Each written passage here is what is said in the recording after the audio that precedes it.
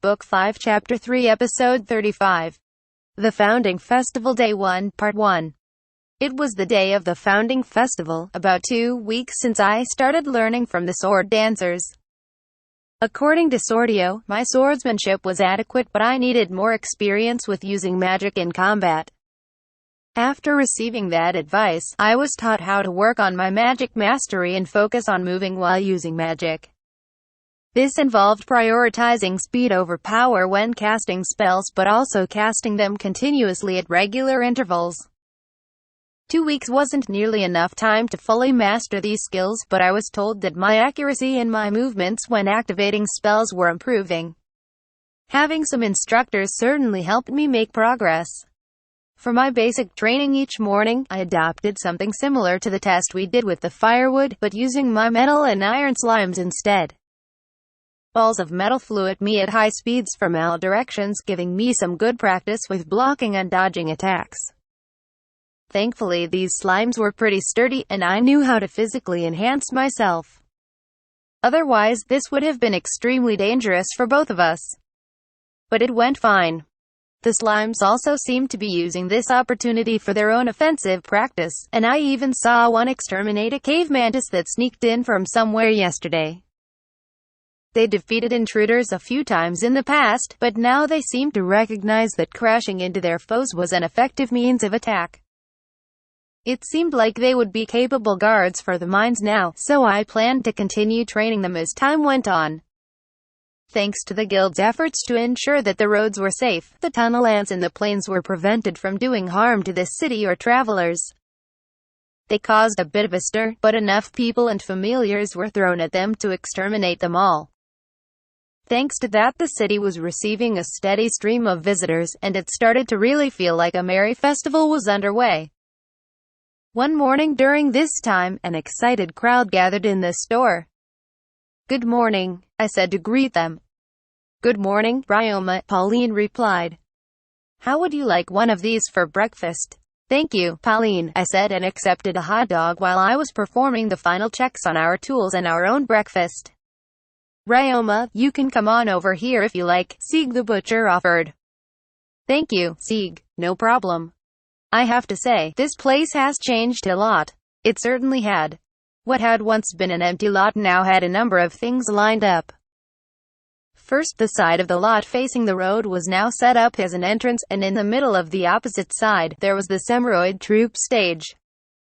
Some members of the troop had the skills to set up the stage, and thanks to their leadership and the materials they procured from somewhere, they set it up in no time. I was still busy with exterminating the tunnel ants at the time, so I didn't see it, but I think they finished in a couple days. In front of the stage, there were lines of chairs and tables. There was plenty of space between them, and they looked somewhat unevenly arranged, but they were arranged as Prenance intended. The idea was to make it easy to see the stage while also allowing audience members to move around without too much trouble. One to the left of the stage, near my store, there were food stands. To the right, the Morgan Trading Company had their stands in place. It was like a food court at a department store. Some extra space was also left open behind these stands. On the Morgan Trading Company's side, there was storage space. On my store side, a route was left open for transporting goods. It was right next to the stage but divided from it by a curtain and a stone wall. Further off in the corner, public restrooms were put in place for audience members and passers-by to use freely. Of course, I made full use of my slimes and the products from my store. In any case, we had prepared in every way possible. All that remained was to wait until the festival began. It was supposed to start at 8 a.m. Some stands were already opened on the main street, but we planned to open at the official starting time. On this first day, it was mainly Sieg, Pauline, and the employees from their butcher shop and their wives that were running our stands. My employees and I would be running things tomorrow. "Is it time?" "I think so." Chatting made time fly by. I needed to make sure I was ready for opening time, so I decided to eat quickly. "Thanks for helping out today, everyone. I'll be back this afternoon," I said. "Leave it to us," Enjoy yourself, Bryoma. I wasn't a customer, and I wasn't working, so I would have only gotten in the way if I stuck around.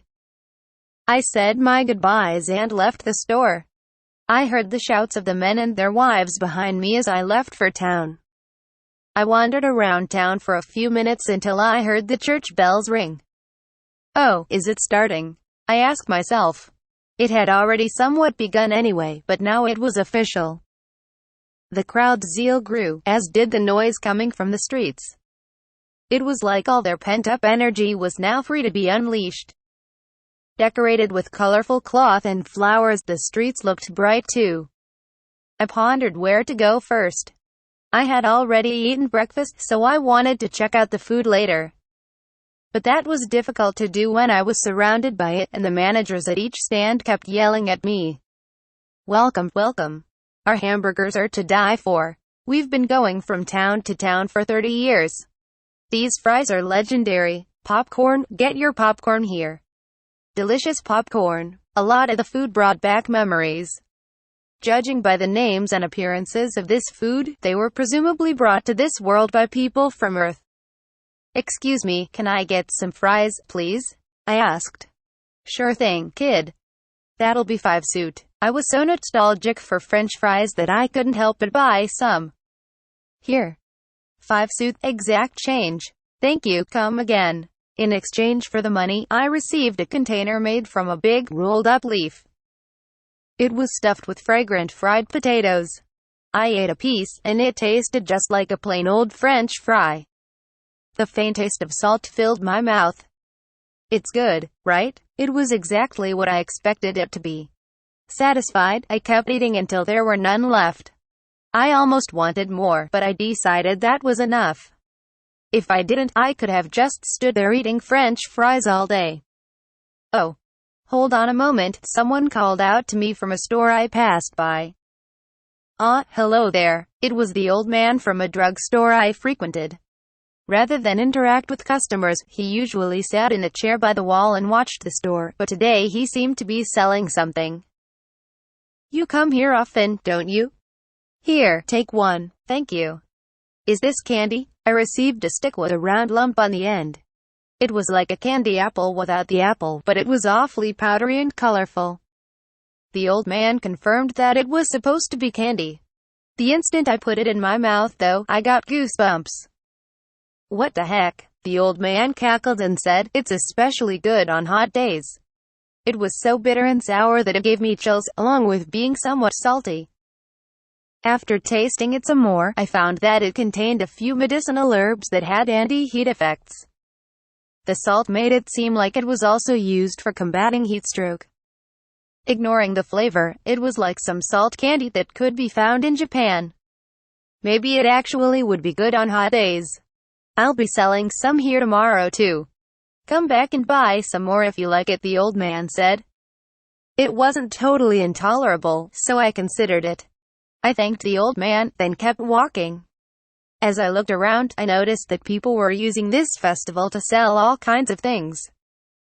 Fruit was one thing, but there were also vegetables, and I couldn't see anyone buying those at a festival. There were also pots and kitchen knives on sale, and I doubted anyone was buying those. They were fun to look at, so maybe that was good enough. Next I found some toys, and then I came across a shooting gallery. It used a pretty nice bow and arrows. Hey kid, wanna give it a shot? The manager asked. Thank you, but I'll try it some other time. I didn't want any of the prizes out of what I could see, so I left. Next, I arrived at the center of town. All the streets led here, so this area was especially decorative. There were also many street performers here.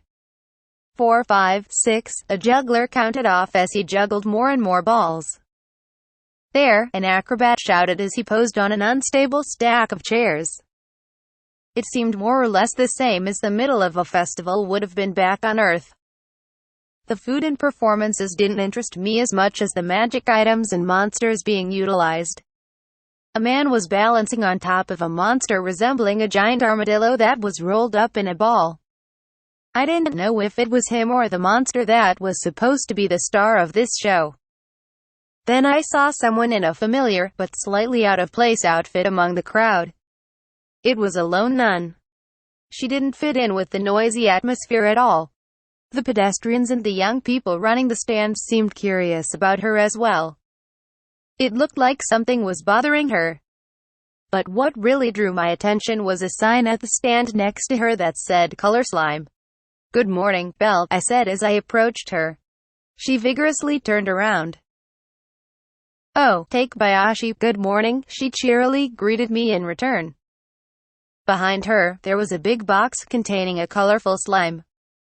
Seeing them together, I was reminded of how she asked me for slime raising tips before. She hadn't said anything to me about it since. "Did you decide to get a slime as a pet?" I asked. "Yes. After we talked, I asked the children if they would like one, and they said yes. Then I spent a lot of time studying taming magic and learning the spell for forming contracts up until last week." "I see.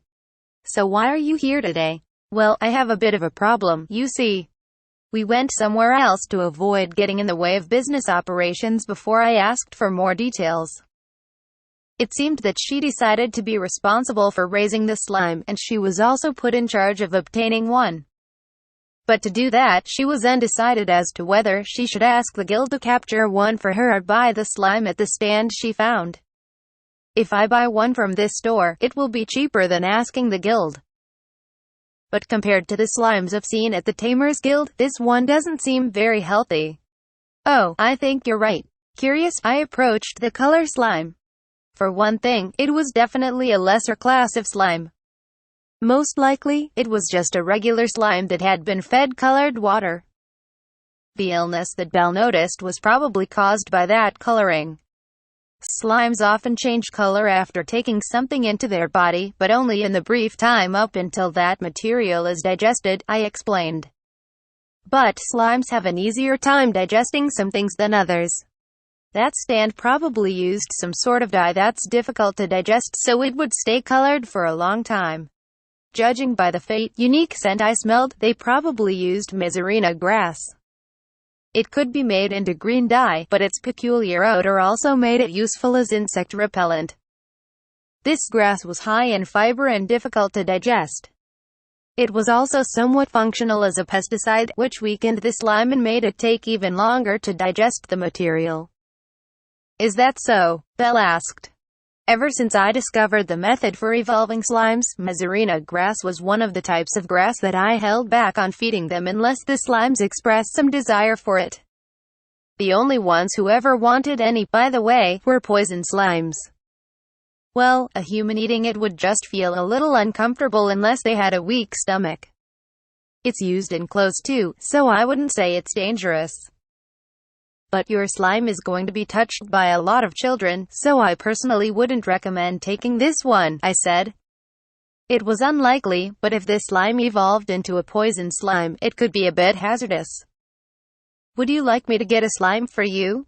I frequently go outside town adventuring. In fact, I commute from outside town every day. You would do that for me?" I happily accepted the task. The church had done a lot for me, and it would continue to in the future. It could only help if I remained in high standing with them. Clergy had more than a little influence in this society. Not to mention, this was a fine opportunity to spread the gospel of slimes. I murmured. "Is something wrong? Look over there." On one corner of the road, there stood a child with a grim expression. Judging from their furry, dangling ears, I knew the child was a beastkin. Their gender was hard to figure out from their appearance. They looked a little young to be walking around on their own, but there were no parents in sight. "Mom! Mom!" the child cried. "This doesn't look good. They must be lost." Belle ran off before she even finished talking, and I followed after her.